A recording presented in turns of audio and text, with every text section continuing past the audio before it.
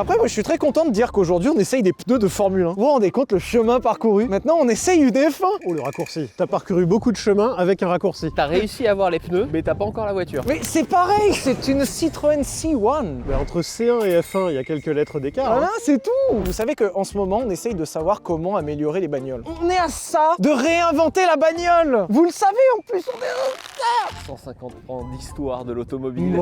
Et t'arrives et tu fais... Non mais... Alors qu'on dit souvent que la F1, c'est le laboratoire des voitures de tous les jours. Faut l'appliquer à un moment. C'est bien de rechercher. Toi, tu trouves.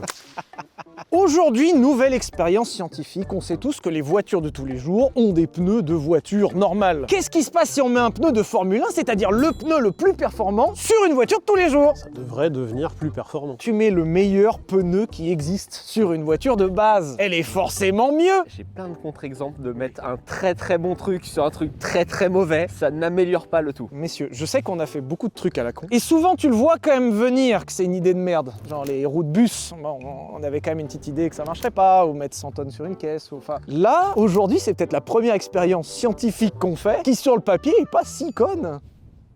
Comment tu te rassures? Non mais en vrai, ça va je trouve. C'est peut-être le moins ridicule qu'on ait fait. On n'a jamais fait un test ridicule. Non, jamais. Non, la science n'est pas ridicule. Notre science... La science La science. n'est pas ridicule.